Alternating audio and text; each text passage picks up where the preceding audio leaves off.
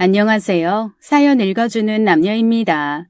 오늘도 와주셔서 감사드리며 그럼 오늘의 사연 읽어보겠습니다. 어릴 때 친구들 중에 외동이라고 하는 애들이 그렇게 부러웠어요. 그런 친구들은 오히려 자기가 혼자라고 슬퍼하곤 했는데 그런 모습조차도 저는 너무 부러운 거예요. 복에 겨워하는 투정처럼 들릴 지경으로 말이죠. 외동을 미친 듯이 부러워하던 저에게는 위로 1살 차이 나는 언니 하나가 있어요. 언니로 인해서 외동을 심하게 갈망하게 되었던 거였죠. 나이 차이라도 많으면 덜했을까 싶기도 하고 내가 동생이 아니라 언니였다면 달랐을까 싶기도 했어요. 그런데 이런저런 경우의 수 다 때려치고 그냥 애초부터 외동, 나 혼자 그랬음 참 좋았겠다 싶었던 적이 여러 번 있었습니다. 그 정도로 제게는 형제가 있다는 건 정말 별로였어요. 혼자 두면 외로울까봐 둘을 낳았다는 부모님 말도 지긋지긋하고 싫었었죠. 네가 지금 네 언니 있으니까 그런 말 하는 거지. 형제는 많을수록 좋은 거고 적으면 더 애틋해지고 그런 거야. 나이 조금만 더 먹어봐. 분명 언니 있는 걸 고맙게 생각할 거다. 분명. 하지만 엄마의 그 말은 30이 되어서도 제게는 먹히지 않았습니다. 그나마 좀 덜해지기는 했지만 덜해지기까지 정말 피 터지게도 싸웠었어요. 1살 차이이다 보니 언니 같지도 않았고요. 또 제 언니와 저는 성격이 정반대였습니다. 저는 소극적인 편이라 감정 표현이 솔직하지 못해요. 좋아도 크게 좋은 척을 못하고 특히나 싫은 건 더더욱이 드러내지 못하죠. 그게 결국은 상대를 배려해서 나오는 자연스러운 태도잖아요. 그런데 언니는 뭐든 바로바로 뇌를 거치기는 한 건가 싶을 정도로 바로였습니다. 엄마, 오늘 국이 너무 짠 거 아니야? 이러면 물 많이 먹히잖아. 오늘 학교 가서 물만 먹다 오겠네. 에이, 뭐야. 하기 싫으면 하질 말든가. 입맛만 버렸네. 그냥 밥을 좀 더 먹어. 이 아침에 엄마가 이거 해주느라 얼마나 정신없었는지 알아? 말을 해도 꼭. 엄마, 괜찮아. 조금 짭짤할 뿐이지. 그 정도는 아니야. 여름이라 땀도 많이 흘리는데 소금기 있는 거 먹으면 좋지. 물 마시면서 수분 보충도 하고. 언니 말 신경 쓰지 마. 좋게 말하면 솔직한 거고 나쁘게 말하면 싸가지 밥 말아먹은 거죠. 나쁘게 말할 것까지도 없어요. 누가 들어도 정 떨어지는 말투잖아요. 저는 그렇게 여과 없이 말하는 언니가 싫었어요. 그런데 반면에 엄마는 그런 언니의 말투를 좋아하셨습니다. 뭐든 솔직하게 바로 알아듣게 말해야 상대가 제대로 알 수 있다면서요. 그래서 저는 언니를 두둔하고 편드는 엄마도 좀 서운했어요. 언니와 제가 다른 거라고만 하시고 누가 옳다 그르다 하지 않으셨습니다. 그 누가 들어도 제가 맞다고 생각하거든요, 저는. 가족 간이라도 해야 할 말이 있고 하지 말아야 할 말이라는 게 있는 거니까요. 굳이 꼬집어 말하자면 화법이나 성격면에서 저는 엄마를, 언니는 아빠를 닮았습니다. 저는 정도껏 닮았다라면 언니는 아빠 판박이었어요. 그래. 오늘 국이 짜네. 오늘 먹은 국으로 이번 주 내내 맨밥만 먹어도 되겠어. 당신까지 그렇게 말할 정도면 정말 국이 짠가 보네. 알겠어요. 내가 요새 입맛이 변했나? 신경 더 써야겠네. 엄마가 정성스럽게 차려준 밥상을 보고 언니와 아빠는 엄마의 솜씨가 떨어졌다는 평가를 하는 사람들이었습니다. 그런데 중요한 건 그런 게 아니잖아요. 그 새벽에 일찍 일어나서 우리들 밥 차려주는 것만으로도 저는 감지덕지해야 한다고 생각했어요. 아예 생각하는 사고 자체가 다른 사람들이었어요. 고마운 마음만 가지고 먹기만 하면 될 걸 왜 평가식이나 하냐 말이에요. 오죽하면 할머니께서 언니는 아빠 자식이고 저는 엄마 자식 같다고까지 말씀하셨죠. 한 번씩 어떻게 엄마와 아빠가 만나신 걸까 의문이 생기곤 했습니다. 두 분은 저와 언니만큼 대단한 상극이었거든요. 언니와 아빠가 엄마를 비판할 때 저는 입맛이 변해서 맛을 잘 모르는 엄마를 걱정했어요. 그 정도로 생각하는 기준 자체가 한 가족인가 싶을 정도로 달랐습니다. 하지만 저와 엄마가 아무리 닮았다 한들 한 가지 다른 점이 있었어요. 엄마는 아버지나 언니의 쓴소리를 긍정적으로 받아들이는 편이었거든요. 그런데 전 아니었어요. 언니가 하는 말들 전부가 고깝게 들렸고 아버지의 의견이 납득이 가지 않을 때도 있었습니다. 아버지야 아버지니까 감수할 수 있었지만 언니는 아니었어요. 그래서 저는 그런 언니와 특히나 사이가 많이 좋지 않았어요. 사사건건 맞는 게 없으니 매일매일이 투쟁의 역사였습니다. 오죽하면 제 소원이 언니 없는 데서 사는 곳이었다니까요. 정말 피 터지게 싸웠던 나날들이 많았어요. 한 번은 제가 친척들에게 받은 용돈을 아끼고 아껴서 예쁜 하얀 원피스를 산 적이 있었어요. 혹시나 해서 장롱에 숨겨놓았는데 언니가 귀신같이 찾아서 그걸 입고 나간 겁니다. 저는 개시도 못한 옷을 함부로 막 입은 거 있죠. 그냥 입고 곱게 놔두는 정도면 저도 이해할 수 있어요. 그런데 언니가 엄청 덜렁거리는 성격인지라 꼭 옷에 뭘 묻히고 들어온단 말입니다. 그래서 제가 더러워진 옷을 가리키면서 따져 물으면 그때마다 나오는 레퍼토리는 지가 언니라는 위세였어요. 야, 너 도둑이야? 왜 맘대로 남의 걸 입고 나가? 이게 얼마짜리인 줄 알아? 내가 이거 사려고 용돈 모으고 아르바이트까지 했는데 어떻게 네가 이걸 홀랑 입고 나가냐? 그리고 그것도 모자라서 더럽게 이거 떡볶이 먹고 흘린 자국이지? 이 하얀 옷을 입고 어떻게 떡볶이를 먹으러 가냐 넌? 이거 어쩔 거야. 세탁비 물어내던지 새로 사놔. 책임지라고. 이게 언니한테 하는 말버릇 좀 보게. 너 반말한 거냐 지금? 어떻게 아빠한테 일러줄까? 네가 나한테 아직 인성교육을 덜 받았지? 이게 입만 살아서 아직 덜 맞았네. 한 살 위 언니한테 싸가지 없게 반말 찍찍했다고 다 일러 바칠까? 자기가 잘못을 저질러 놓고 그렇게 기세 등등할 때면 말로 되는 날이 아닌 거죠. 저는 언니의 말이 끝나기 무섭게 팔을 있는 힘껏 뻗어서 바로 언니 머리 끄덩이를 쭉 하고 당겼어요. 그 와중에도 부모님께 혼나기는 싫어서 둘 다 입을 꾹 다물고 난타전을 벌였습니다. 서로의 머리카락을 잡초 뽑듯 뽑아대고 손가락으로 눈도 찌르고 귀도 물었어요. 그것도 모자라 발 걸어서 넘어뜨리고 팔 꺾고 완전 개싸움이 따로 없었죠. 서로 눈이 돌고 악이 받쳐서 그렇게나 피 튀기게 싸웠습니다. 그런데 지금 생각해도 웃긴 게 있어요. 그 와중에도 부모님 무서운 건 있어서 티 안 나게 때리는 거 있죠. 머리도 소갈머리만 공략하고 물어도 두피만 무는 거예요. 손톱으로 긁어도 배나 허벅지 쪽을 긁고 말이에요. 묵음으로 쌍욕도 했습니다. 속삭이듯이요. 내가 진짜 너 죽일 거야. 이 집에서 독립해서 나가기 전에 너 제대로 크게 치고 나간다 진짜. 너야말로 각오하라고 진짜. 그 얼굴 못 들고 다니게 만들어줄 테니까 내가. 그러면서도 밖에서 부모님이 멋들하는 거냐고 소리치시면 아무 일도 없었던 척 헝클어진 머리를 정리하고 나가서는 눈알 빠지게 노려보았어요. 싹 바가지 없는 년. 저년 저거 한 번을 앉으려고 들지. 내가 진짜 벼르고 있어. 너 조만간 제대로 턴다 내가. 긴장하고 있어. 웃기네. 두고 보잔 사람 중에 진짜 무서운 사람을 내가 본 적이 없어요. 넌 어디 가서 내 언니라고도 하지 마. 쪽팔리니까. 매일매일이 그랬습니다.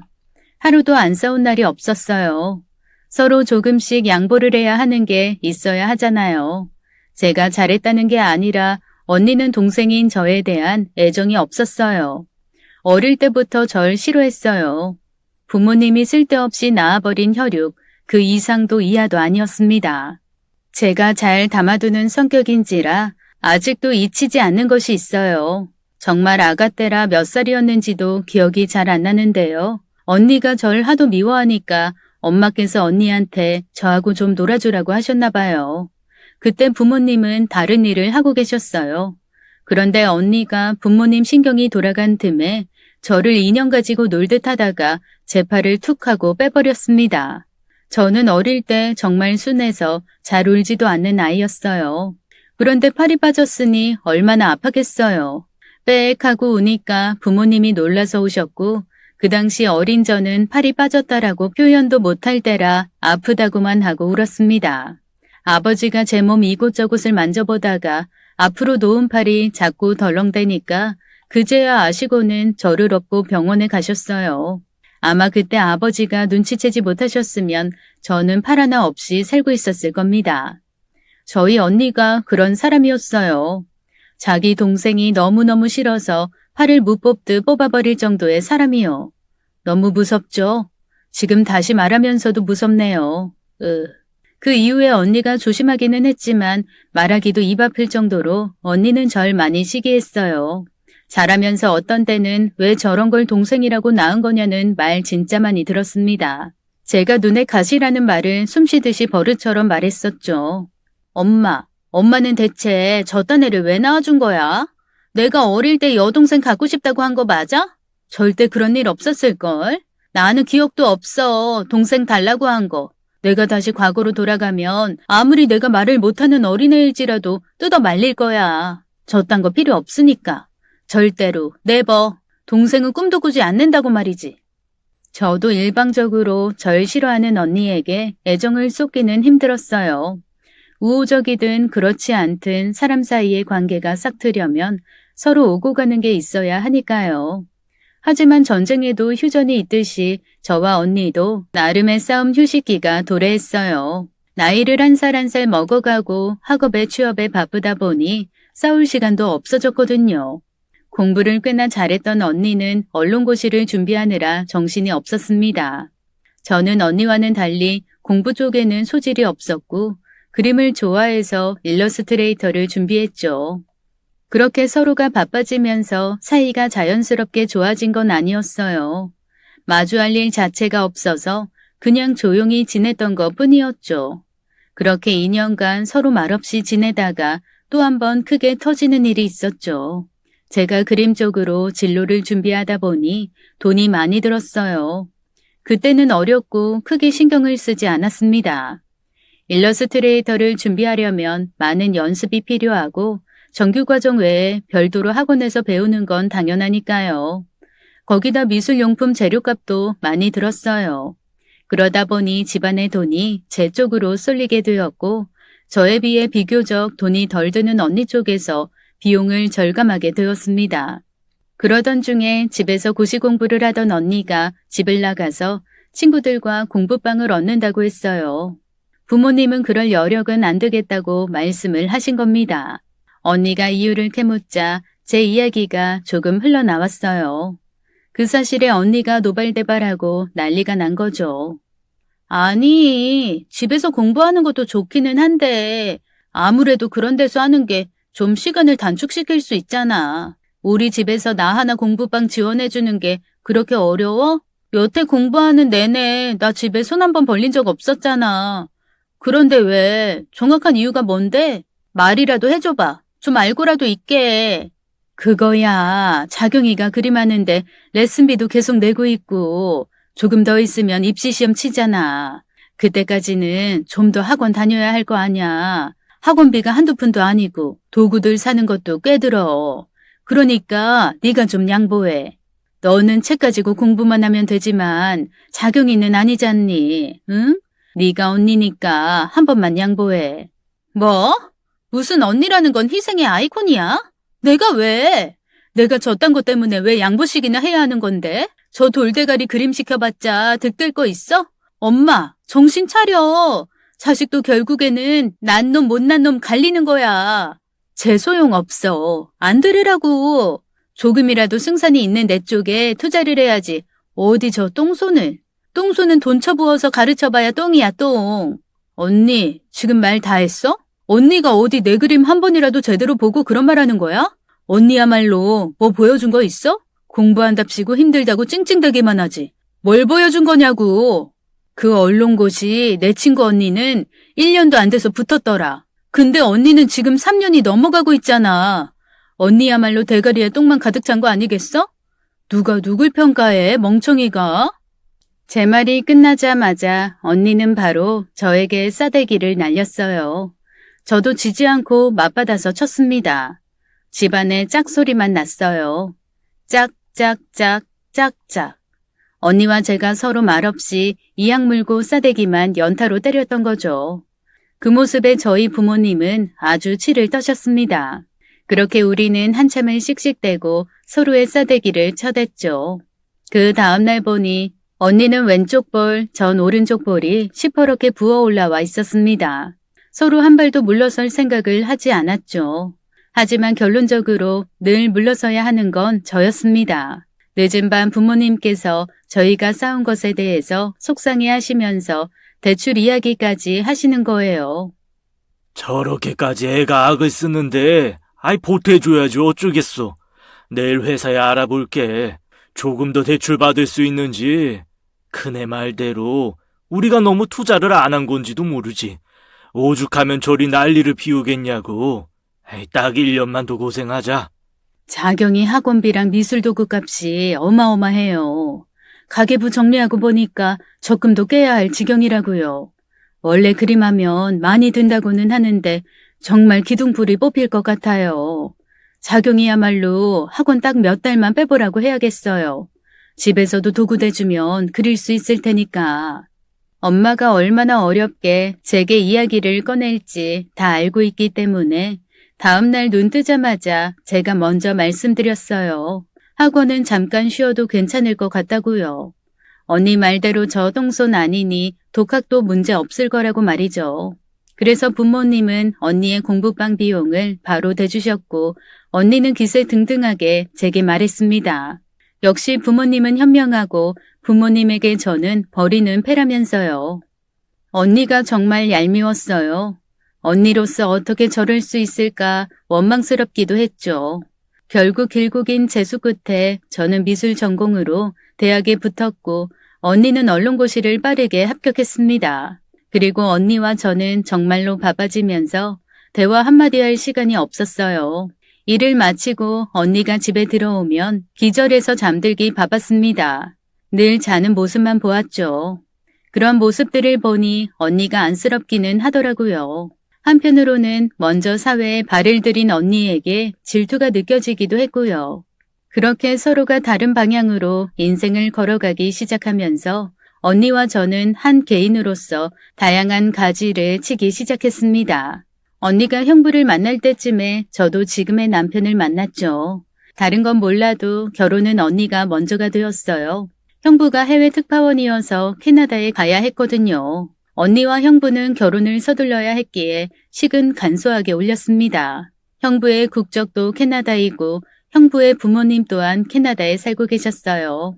한국에서는 가족들끼리 식사 정도만 하고 정식으로 올리는 식은 캐나다에서 했습니다. 오히려 외국에서 하면 더 비용이 절감된다나 어쨌다나 하면서 언니가 그 와중에도 생색을 참 많이도 냈었죠.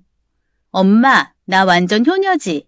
얼마나 좋아. 결혼식도 외국에서 할 만큼 나랑 그이랑 능력도 되고 한국에서는 식사 자리만 갖고 얼마나 효율적이냐고. 나만한 효녀 없지? 남들은 딸 시집 보낸다고 얼마나 돈 많이 쓰는지 알 거 아냐. 그러니까 나중에 엄마나 아빠도 나 도와줄 일 있으면 팔 걷어붙이고 도와줘야 해.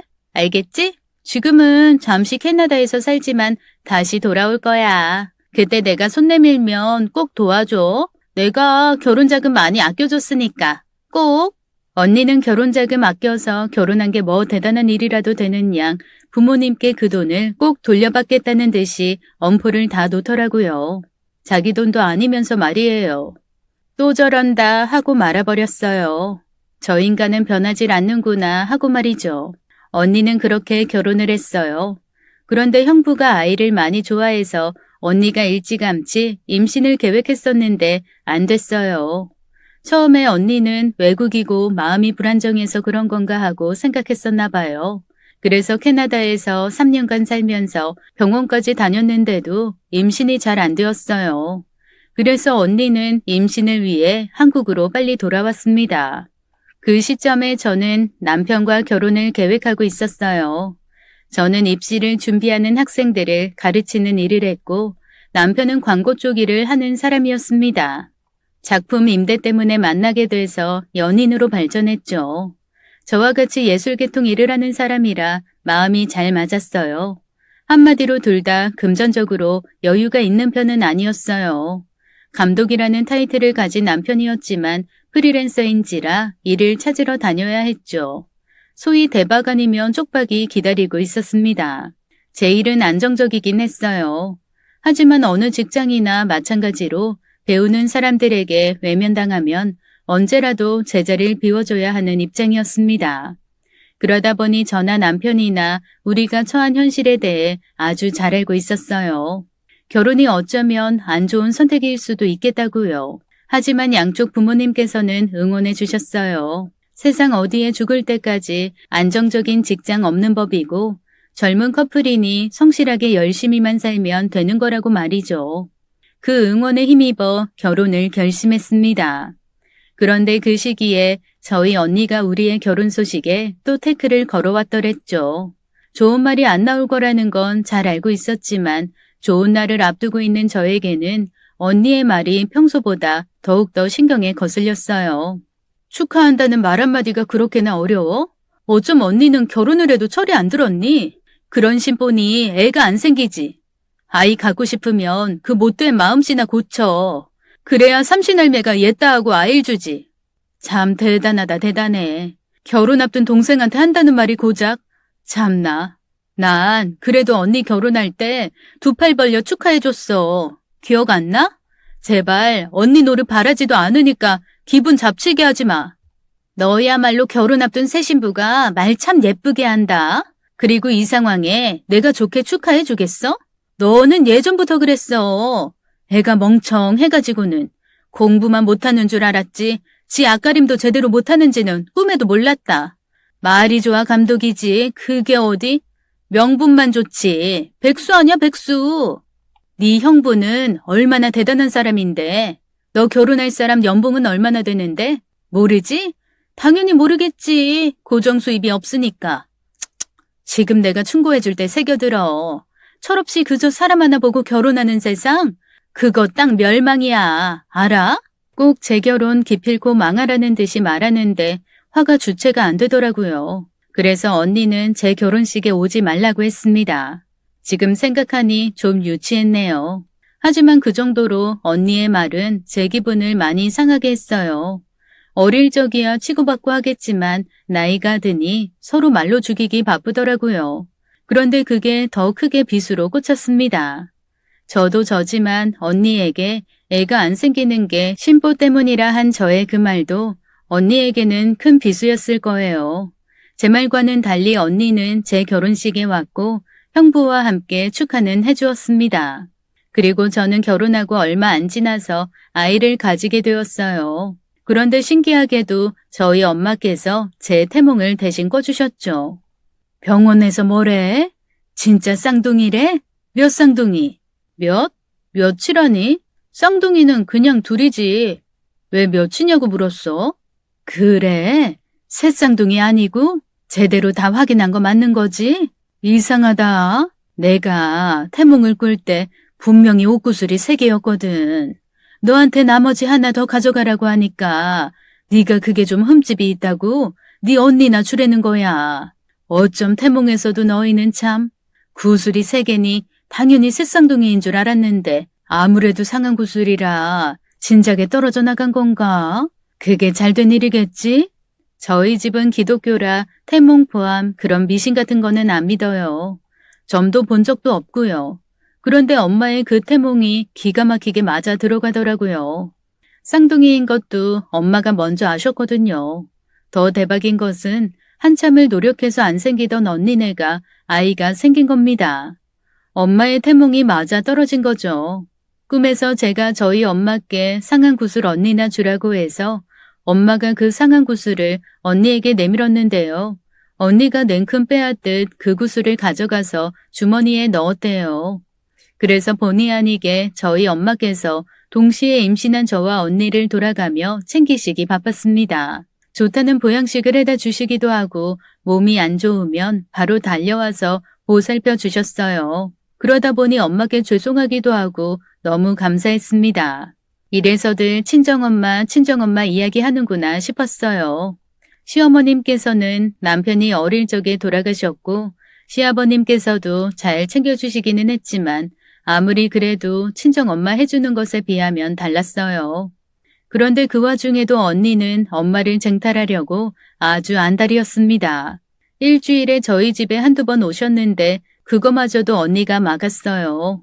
저는 쌍둥이라 몸이 더 힘들었거든요. 남편은 일이 잡히면 닥치는 대로 해야 하는 상황인지라 제 옆에 계속 있어줄 수 없었어요. 그나마 제가 기댈 곳이라고는 저희 엄마뿐이었는데요. 결국 제가 아이를 낳는 날에도 언니가 엄마를 차지하는 바람에 저 혼자 집에 있다가 양수가 터져버린 겁니다.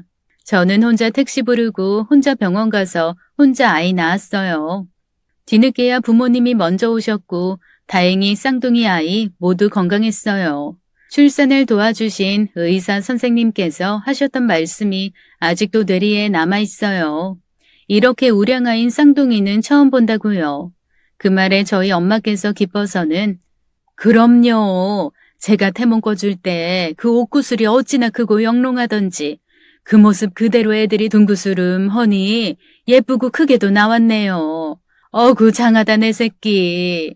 그 큰 아기들을 제 뱃속에 품고 있었다니 신기하기도 하고 절 낳아주신 어머니께 너무나 감사한 마음이 들어서 얼마나 울었는지 모릅니다.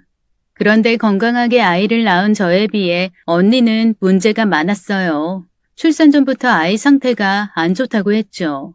언니는 병원에 입원을 해야 했고 결국 조산으로 아이를 낳았습니다. 게다가 태어난 조카가 왼쪽 귓바퀴가 없었어요. 그래서 마냥 제 출산을 기뻐할 수는 없었습니다. 그리도 말 많고 시끄럽던 언니는 조카가 안 좋은 모습으로 태어나자 말을 잃었습니다. 한동안 아이를 보지도 않았고 우울증으로 앓을 지경이었죠. 그래도 제게는 하나뿐인 조카가 태어난 셈이니 언니를 찾아가 축하해 주었어요. 남들과 조금 다르게 태어난 것일 뿐 그래도 천사 같은 아이였습니다. 언니, 너무 걱정하지 마. 요즘에 이런 거 수술 금방이야. 아직 애기라 바로 못하지만 좀 크면 바로 하면 돼. 귀에서 떼어다가 코 수술도 하는 마당에 뭔들 안 되겠어. 그러니까 아이 좀 더 안아봐. 형부 닮아서 그런가 애가 너무 이뻐. 눈 큰 거 봐. 인형 같네 아주. 애는 엄마가 많이 안아줘야 좋대. 교감도 할 수 있고. 저는 나름 언니를 위로하고 마음을 달래주려고 애를 썼습니다. 그런데 언니는 저의 모든 말들을 꼬아서 듣기 시작했어요. 이 모든 게 제 탓이라면서 울분을 토하더군요. 바로 옆에 친정엄마도 계시는데 말이에요. 그래서 참았어요. 예전 같았으면 출산이고 나발이고 안 봐주고 달려들었을 건데 친정엄마께서 울고 계셨거든요. 아무래도 언니 때문에 많이 속상해 보이셨어요. 하지만 다 받아주니 언니가 점점 더 말을 심하게 하더라고요. 엄마도 너무해. 자경이가 상한 굿을 놔주랬다고 그걸 날 줘? 어떻게 그럴 수가 있어? 그러고도 엄마가 내 엄마야? 만약 그때 다른 선택을 했다면 우리 아기가 절이 되지는 않았을 거 아냐. 아니면 상한 굿을 자경이 줘버리고 성한 굿을 나 하나 주지 그랬어. 그랬으면 내 아가 멀쩡했을 수도 있을 거 아냐. 그리고 자경이 너는 아주 신이 났다. 왜? 내가 네 불행을 챙겨가니 고맙니? 네가 낳을 수도 있었을 아픈 아이를 내가 대신 낳아줘서 좋니? 자기 잘났다고 살더니 아주 꼴 좋다 싶지? 너도 아이 낳은 지 얼마 안 되었잖아. 그런데 뭐하러 나한테 왔어? 너 그만큼 건강한 아이 낳았다고 자랑하려고 온 거지? 그치? 나 지금 기분도 안 좋고 네 그 맘에도 없는 말들 들어주기도 싫으니까 나가. 나가라고. 혼자 있고 싶으니까. 언니는 그렇게 한동안 힘들어했고 그 덕에 친정엄마께서 매일매일 언니네 집으로 갔어요. 언니가 성격이 워낙 이상하니 이상한 생각이라도 할까봐 걱정이 된다고요. 그래서 저는 아이를 낳고도 거의 대부분을 혼자 지내야 했습니다. 그런데 아이가 하나도 아니고 쌍둥이라 그런지 너무 힘든 거예요. 애는 하나든 둘이든 힘든 건 똑같다지만 두 녀석 다 남자애들이라 그런 걸까요? 배도 어쩜 그리도 자주 고파하고 또 밤낮 없이 울어대는지요. 밤을 새가면서 일을 해야 했던 남편을 조금이라도 더 재우려고 차라리 제가 잠을 포기하고 아이들을 돌보느라 바빴습니다. 그런데 사람이 잠을 잘 못 자고 잘 못 먹으니까 점점 미칠 것 같은 거예요. 그래서 언니도 지금쯤은 괜찮겠지 싶어서 친정엄마께 와달라고 전화를 드렸어요. 진짜 많이 힘든데 도와달라고요. 그러자 언니가 같이 있었는지 전화를 뺏어서는 제게 꿈도 꾸지 말라는 겁니다. 엄마는 자기랑 있을 거라면서요. 엄마는 나랑 있을 거니까 힘들게 부를 생각하지 마. 너는 어떻게 네 생각만 하냐? 엄마도 이제 나이 많이 드셨어. 엄마가 어떻게 쌍둥이를 봐. 게다가 걔네 우량아의 한 녀석만 들어도 팔이 빠진다는데 엄마 손목도 약해. 네 애는 네가 잘 돌봐. 괜히 엄마 부려먹을 생각하지 말고. 네가 뻔하지 뭐. 끊어. 제 사정에 사람을 쓸 수도 없었습니다. 그래도 언니는 형부나 언니가 어느 정도 재력이 있었고 충분히 사람을 고용할 수 있거든요. 그럼에도 불구하고 언니는 무조건 아픈 척 힘든 척 하면서 친정엄마를 불러댔습니다. 저는 그렇다고 남편에게 육아를 부탁하기도 힘들었어요. 아이가 생겼다는 책임감에 남편은 정말 밤낮 없이 일하러 다니기 바빴거든요. 그 이후로도 참 문제가 많았고 걱정의 연속이었습니다. 저 또한 마냥 아이만 보고 살 순 없었어요. 저도 나서야 했죠. 하지만 아이를 봐줄 사람을 구하는 건 정말 하늘의 별 따기보다 힘들었습니다. 구한다고 해도 배보다 배꼽이 컸어요. 제가 당장 나가 번다면 매월 300만 원도 안 되는 월급이었거든요. 아이 돌봐주는 분께 아이당 드려야 하는 돈이 있었고 게다가 제 아이가 둘이었으니 말 다 했죠. 그래서 시아버님께 부탁을 드리고 싶었지만 수술을 받으신 지 얼마 안 되셔서 어려웠습니다. 오죽하면 제가 아픈 시아버님 쪽까지 생각을 해봤겠어요. 육아가 곧 현실이고 생계와 바로 직결되다 보니 피할 수가 없었습니다. 그래서 저는 언니 몰래 겨우 친정엄마께 연락을 드렸어요. 적은 금액이지만 엄마에게 월급 개념으로 보답을 해드리고 아이를 부탁해 보았습니다. 엄마, 정말 힘든 일인 거 다 아는데 내가 정말 어디 부탁할 데가 없어서 그래. 나한테는 엄마뿐이 없더라고. 우리 성민이 성훈이 쌍둥이 좀 봐주면 안 될까? 나 다른 데 부탁할 곳 정말 없어. 엄마가 이거 거절하면 나 죽으라는 소리밖에 안 돼. 정말이야. 큰 돈은 아니지만 아이 돌봐주는 값으로 내가 매달 150씩 보낼게. 엄마 제발 부탁이야. 그러자 친정엄마께서 난감해하면서 머뭇거리시더라고요. 이미 언니가 먼저 부탁을 했다면서 말이죠. 네 언니가 한 달 전부터 부탁해서 이미 애 봐주고 있어. 애가 몸이 약하기도 하고 네 언니가 하루에도 몇 번씩 애가 열이 난다. 애가 왜 자꾸 우냐. 뭘 먹여야 하냐 하고 하도 연락을 해서 말이야. 그리고 네 언니는 시댁이 외국에 있잖니. 거기다가 맡길 수도 없는 노릇이니 나밖에 없지. 그리고 애도 아프고 어떻게 해야 되냐 이거. 너무 막막해서 저도 모르게 엄마 앞이라 그런지 울어버렸어요. 저조차도 내내 혼자 힘들게 아이 낳고 키우고 한 게 정말 힘들었나 보더라고요. 그리고 죄송스럽게도 제가 너무 우니까 엄마께서 안쓰러우셨는지 바로 알겠다고 하셨어요. 언니는 일을 하고 있지 않으니 짧게 몇 시간만 봐주고 제 근무 시간에 맞춰서 아이를 봐주겠다면서요. 그거라도 제게는 어딘지 너무 고마웠죠. 친정엄마를 부둥켜 안고 막 울었습니다. 안도가 되었어요. 그렇게 약속을 하고는 저는 다시 복직을 했습니다. 여태 티 안 내던 남편이 제가 일을 시작하자 그나마 웃더라고요. 정말 죽어라 일만 했었거든요. 아이 둘의 내 가족, 남편의 부담이 컸을 겁니다. 그렇다고 남편은 제게 당장 나가서 일하라고 말도 한마디 못했어요. 진짜 장모님한테 어떻게 보답을 해드려야 하나 싶다. 아무리 그래도 우리 입장에서는 둘이 벌어야 좀 낫지. 물론 나 혼자 벌어서도 괜찮겠지만 당신도 다 일할 때가 있는 거고 또 요새 혼자 벌어서는 제대로 못 살잖아. 당신한테 내색은 못했지만 아이 봐줄 사람만 구해지면 당신이 일했으면 싶었어. 그래서 나도 여기저기 알아봤는데 아이 봐줄 사람 구하는 거 정말 너무 어렵더라고. 그러니 장모님한테 진짜 잘할게 내가.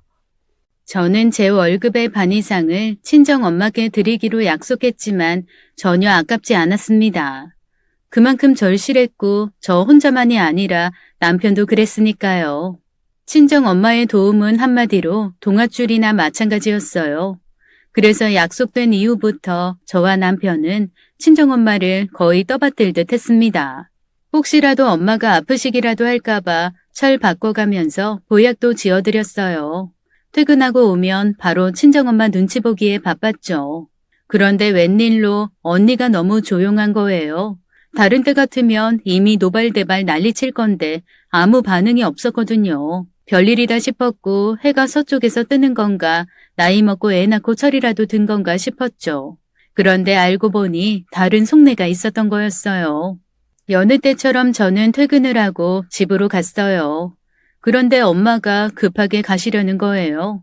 그래서 식사라도 같이 하고 가시라고 너무 일해주는 사람처럼 시간 딱딱 맞춰서 가시냐고 서운해 했거든요. 그러자 친정엄마께서 안절부절 못하시면서 말씀을 못하시는 거예요. 저희 엄마가 저처럼 거짓말도 정말 못하시고 얼굴에 다 표나시는 성격이거든요. 그래서 무슨 일이 있나 싶어서 엄마를 못 가게 붙들고 집요하게 물었죠.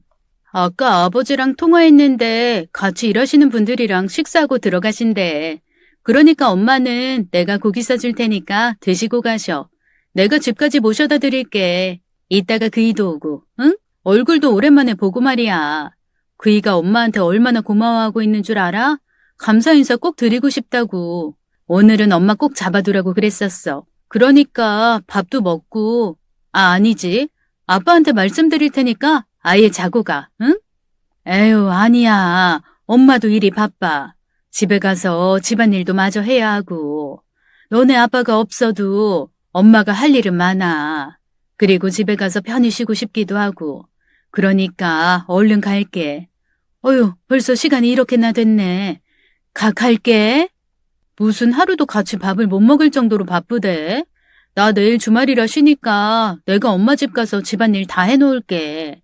그럼 되지? 그러니까 같이 저녁 먹고 우리 집에서 자고 내일 가, 응? 아유, 그게 아니고. 아유, 모르겠다. 네 언니가 오라 그랬어. 너네 집 애들 봐주는 거 끝나고 네 언니네 가거든. 가서 같이 이유식도 만들어야 하고 할 게 많아. 네 언니가 워낙 유난이잖니. 알고 보니 엄마는 언니네 집 일을 거의 상주하다시피 봐주고 있었습니다.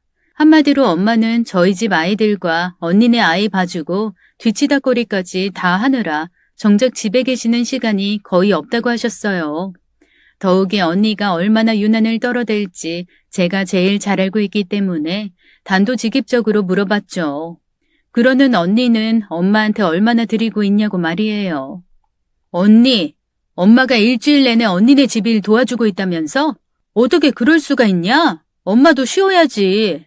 나도 신세지고 있는 입장에서 할 소리 아닌 거 잘 알고 있는데 너무 심하다고 생각되지 않아? 엄마는 도움을 주고 있는 것 뿐이야. 진짜 애 봐주는 사설업체 전문가가 아니라고. 적당히 좀 해. 엄마 돈은 제대로 챙겨주고 있는 거야? 야, 나도 엄마 딸이야. 너만 엄마 딸인 줄 알아? 내가 너한테 묻고 싶은 말이야. 넌 엄마 얼마나 챙겨주고 있냐? 나는 매달 50만 원씩 드려. 왜 이래?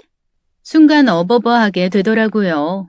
아무리 저희가 애가 둘이고 언니는 하나일지 몰라도 언니네 집에선 엄마가 거의 상주하고 있으시잖아요. 게다가 언니도 까다롭지만 조카도 보통이 아니거든요. 언니를 아주 쏙 빼닮아서는 빽빽 울기가 장난이 아니에요. 게다가 이런저런 알레르기가 하도 많아서 아무거나 먹이지도 못하고 꼭 유기농만 따로 조리를 해서 먹여야 한대요. 말 그대로 그런 초고난도의 육아를 해줘야 하는 아이거든요. 반대로 저희 애들은 남편을 닮아서 그런가 아주 어린데도 김치도 먹고 다 잘 먹어요. 조용한 편이고 때도 잘 안 쓰고요. 그리고 그런 걸 넘어서 어떻게 고작 그 정도밖에 안 챙겨드리냐는 거죠. 친정엄마 개인 시간 하나 없이 언니네 집에 박혀서 애를 돌봐주시는 건데 꼴랑 50만 원이라는 게 그게 말이 되냐고요. 참. 그래서 저는 언니에게 크게 화를 냈어요. 너무 심하다고요. 와, 있는 것들이 더하다더니 나는 내 월급 반 이상을 엄마 드려. 그리고 그 돈도 너무 부족하다고 생각하고 있고. 그런데 뭐? 50? 언니 세상 물정 모르는 사람이야? 진짜로 아이 봐주시는 분들 급여가 얼마인지는 알아? 물론 그분들이랑 똑같이 해드리진 못해도 최대한 많이 챙겨드려야지. 그리고 언니네 집일이 손이 좀 많이 가느냐 말이야. 애도 아프고 가려먹는 것도 많은데 심지어 언니도 가려먹는 것도 엄청 많고 까탈스럽기가 어마무시하잖아. 안 그래? 진짜 양심 없다, 정말. 그래서 다음날 엄마가 저희 집에 오셨길래 말씀드렸어요. 왜 언니한테 고작 그거 받고 애를 다 봐주느냐고요. 당장에 그만두라고 말이죠. 그러자 엄마는 언니 편을 드는 거예요. 언니가 너무 힘드니 도와주는 개념이라고, 돈은 그리 중요하지 않다고 말하는 겁니다. 그러니까 제 입장에서 너무 서운한 거예요. 그간 제가 드리는 돈도 너무 적다고 생각하고 죄책감까지 가지고 있었거든요. 그런데 언니에게는 그 정도 금액으로도 다 괜찮다고 하시니 말이에요. 그래서 저도 모르게 그러면 안 되는 건데 서운함이 폭발해서는 말이 막 튀어나왔습니다. 엄마, 그래도 이건 아니지. 언니네 돈 많아. 받을 건 받아. 그리고 그렇게 치면 나한테 그렇게 받아가지 말지 그랬어. 내가 엄마한테 매달 주는 150만 원 그거 내 피 같은 돈이야. 그래도 나는 있잖아. 그 돈도 너무 적어서 내내 엄마 눈치 보고 미안해했어.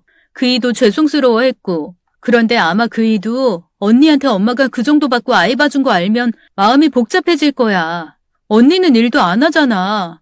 왜 엄마 힘들게 언니 집일까지 다 해주는 거야? 그러자 엄마는 제게 그럴 수 없다고 말했습니다. 돈을 떠나서 엄마가 옆에 있어야 언니가 조카를 안심하고 기를 수 있는 것 같다고 하면서 말이에요. 그래서 모두가 모여서 공론화 시키는 게 낫겠다 싶어서 아버지 생신까지 벼르고 있었습니다. 더 이상 친정엄마가 언니에게 묶여서 힘들게 보내는 꼴을 보고 싶지 않았거든요. 대외적 명분은 그랬지만 언니가 저보다 엄마께 훨씬 돈을 덜 들이고 있으니 그게 배가 아팠던 것이기도 했어요. 아버지 생신 자리에서 한참 동안 축하를 해드리다가 남편이 먼저 아버지께 용돈 봉투를 전해드렸어요. 장인어른, 건강하게 오래오래 사세요. 저희 쌍둥이가 잘 자랄 수 있었던 건 장인어른이 많이 이해해주시고 장모님이 많이 도와주신 덕분입니다. 특히나 장모님께는 늘 죄송한 마음뿐이에요. 지금은 이렇게 약소하게 보답해드리지만 저 정말 미친 듯이 열심히 살아가고 있어요. 나중에 더 크게 꼭 보답해드릴게요. 다시 한번 감사드립니다, 장인 장모님. 남편의 말이 끝나고 언니가 비아냥거리듯이 말하는 거예요. 말로는 뭔들 못하겠냐면서요. 약소한 거 말고 실질적으로 크게 보여주라면서요. 그때부터 제가 속이 조금씩 썩어 나가는 것 같더라고요. 그래서 그러는 언니는 뭘 준비했느냐 물으니 가족끼리 뭘 물질적으로 챙기느냐고 하대요. 아무것도 준비를 안 해온 거예요. 형부만 아버지 어머니 선물을 따로 준비했는데 그것도 너무 별것이 아니라 기억조차 안 납니다. 아무리 가족 아니고 편해져도 기념일은 제대로 챙겨야죠. 형편이 어려운 것도 아니면서요. 그래서 그 자리에서 저도 모르게 언성을 높이고 말았습니다. 언니, 형부, 아무리 그래도 너무 심한 거 아니야? 오늘 어쩌다가 들른 거야? 그런 날 아니잖아. 우리 아버지 생신이잖아. 1년에 고작 한 번 있는 날이잖아. 그런데 제대로 챙겨드리지도 않고 친구 선물로도 안 할 법한 이런 선물을. 언니도 그렇고 특히 형부 진짜 그러시는 거 아니에요. 저랑 저희 남편은 아버지 선물 뭐 해드릴지 몇 달 전부터 내내 고민했는데 형부는 참 제가 할 말이 없네요. 나도 준비를 더 하려고 했는데 언니가 이만큼만 하면 된다 해서 말이야. 기분 나빴다면 미안해. 내가 다시 준비를 해볼게. 그러자 언니가 버럭 화를 내며 말했습니다. 자기는 그 대신 결혼할 때 집에 손 안 벌렸다고 저와 같으냐면서 말이죠. 집에서 지원받아서 결혼한 네가 터진 입이라고 할 소린 아닌 것 같은데 너 그렇게 맨날 돈돈거리는데 어디 한번 이 얘기 좀 들어보자. 나야말로 집에 손 한번 벌린 적 크게 없어. 내 손 내 돈으로 결혼했고 너처럼 비용 받아가면서 했으면 나도 달랐겠지. 안 그러니? 제대로 알지도 못하면서 자기만 무슨 성인 군자처럼 어쩌고 저쩌고. 진짜 못 봐주겠다 너. 엄마, 얘가 뭐라는지 알아? 지가 아이 둘 봐주는 돈 많이 주니까 나보고도 더 주래. 애 봐주는 값이 그게 뭐냐면서. 얘가 이런 애야. 순계산적이기만 하고. 그저 눈에 보이는 게 다지 너는. 이 속물아. 언니의 말에 저는 화살을 친정엄마께 돌려서는 이 모든 게 결국엔 엄마가 중간에서 잘못한 탓이라고 분통을 터뜨렸습니다. 그러자 친정엄마께서 안절부절 못하시고는 아무 말도 못하셨어요. 그리곤 저와 언니의 말다툼이 계속 이어졌어요. 그 상황을 처음부터 끝까지 지켜보았던 그날의 주인공인 아버지께서 생일상 위에 올려져 있던 케이크를 획 내던지며 소리를 치셨습니다. 이제 좀 그만하라면서 말이죠. 너네 이제 그만 작작들 좀 해. 너네 엄마가 무슨 너네 사정 봐주는 가정부도 아니고 말이야. 해줘도 지랄, 더 해줘도 지랄. 이 복에 겨운 것들 같으니. 그러고도 니들이 딸이야 이것들아. 네 엄마를 엄마로 생각하기는 하는 거냐? 이 자식들아, 정신상태 썩어 빠진 것들아. 네 엄마, 너네 새끼들 보느라 힘들어서 코피도 쏟고 하도 애들 안고 있어서 손목 아파서 밤마다 끙끙 앓아 이것들아. 지금도 봐봐. 손목에 밴드 차고 있는 거 안 보이냐? 요즘에는 밥숟가락 드는 것도 힘들다고 하는데 이 매정한 것들. 니들 아쉬운 돈이나 니들 새끼만 생각하지 말고 니들 낳아준 니네 엄마 좀 보라고. 이 허구한 날 싸우고 얼굴 붉히고 하니 니 엄마가 어디 아파도 말도 못하고 그저 너네 사이 좋아지는 거 보겠다고 애를 쓰는데 이제 그만큼 나이도 먹었으면 아이 그만해 이것들아. 그러자 그때 어머니께서 막 서럽게 우시는 겁니다. 그래서 거의 멱살 잡기 전까지 갔던 저와 언니는 그런 엄마를 바라보았죠. 나는 얼마 주고 애 봐주고 그런 거 애초부터 중요하지 않았어. 둘째가 먼저 그만큼씩 챙겨준 거고 첫째도 그렇고 말이야. 내가 언제 얼마를 달라고 말한 적 있었니? 둘째는 애가 둘씩이나 되니 도와준 거고 첫째가 둘째한테 말하지 말라고 해서 계속 숨겼는데 자경아, 네 언니 우울증이 많이 심했어.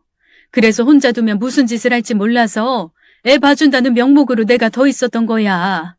그러니까 너무 나쁘게만 보지 마라. 네 언니 아이 낳고 심했었어. 약도 먹고 기절도 하고. 그나마 딴 생각 못하게 하려고 내가 오래 붙어 있어서 지금 많이 좋아진 거라고 생각한다. 그리고 너희 자꾸 서로 경쟁하고 계속 시기 질투하고 그럼 난 둘 다 그만두련다. 내가 너희 아이들 봐주고 한 건 애들 때문이 아니라 온전히 내 두 딸인 너희 때문에 그랬던 건데 그런 취급 받을 거면 난 그만하련다. 다 집어치워. 내일부터 나는 너희 집 안 갈 거야. 엄마는 크게 엄포를 놓으신 후 방으로 들어가셨고 언니와 저는 어쩔 줄 몰라 안달이었죠. 당장의 다음 날부터 엄마가 아이를 봐주지 않으시면 언니는 몰라도 저는 정말 난감한 상황이었어요. 회사를 출근할 수가 없었거든요. 그래서 저는 뽀로로로 엄마의 닫힌 문 앞에 서서는 엄마를 계속 설득했어요. 정말 죄송하다고 다시는 안 그러겠다고 말이죠. 결국에는 무릎까지 꿇고는 싹싹 빌었죠. 엄마, 진짜 미안한데 갑자기 이러면 나 진짜 힘들어. 언니는 몰라도 나는 내일 당장 회사에 애들을 데리고 갈 수는 없는 거잖아. 다시는 엄마 앞에서 돈 운운하면서 건방 안 떨게.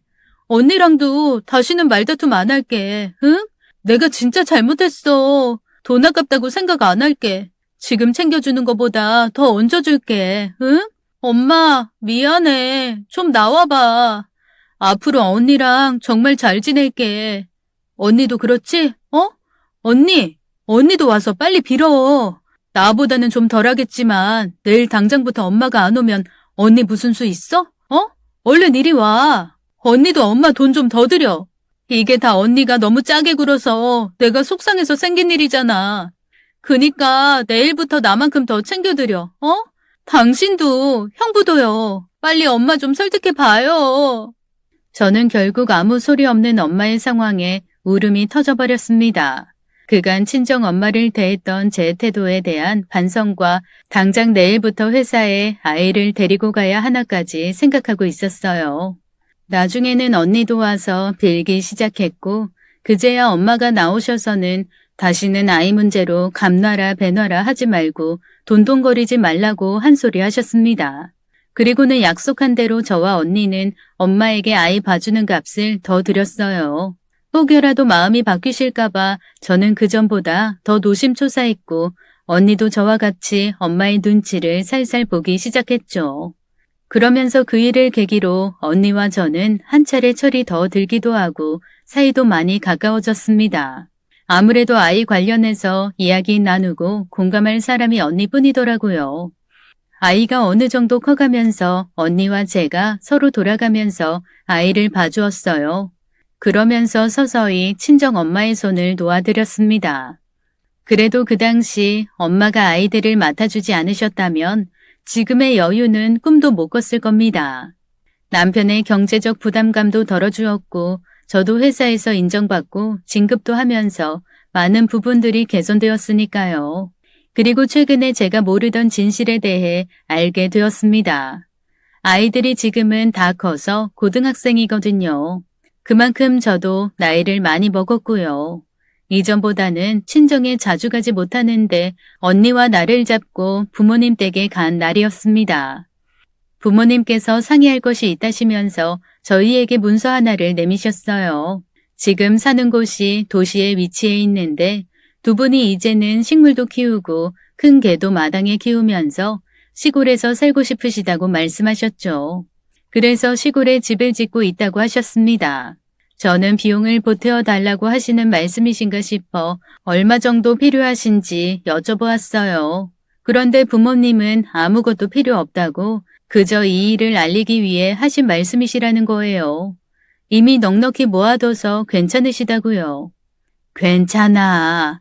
너네 애들 봐주면서 내가 차곡차곡 잘 모아뒀었어. 우리 사위들이 따로 많이도 챙겨줬고 말이지. 나 너네 그 천금 같은 돈 단 한 푼도 안 쓰고 다 모아뒀었다. 하하. 두 분이 모아놓으신 돈 일부에 저와 언니, 아이 봐주면서 받은 돈이 그 땅을 산 금액의 대부분을 차지한다고 하시는 거예요. 언니와 제가 놀라서 그 정도 돈이 안 될 텐데 무슨 말씀이냐 물으니 알고 보니 남편이랑 형부가 따로 돌아가면서 저희 엄마께 감사 비용으로 드렸던 거래요. 일종의 커미션을 따로 드린 거죠.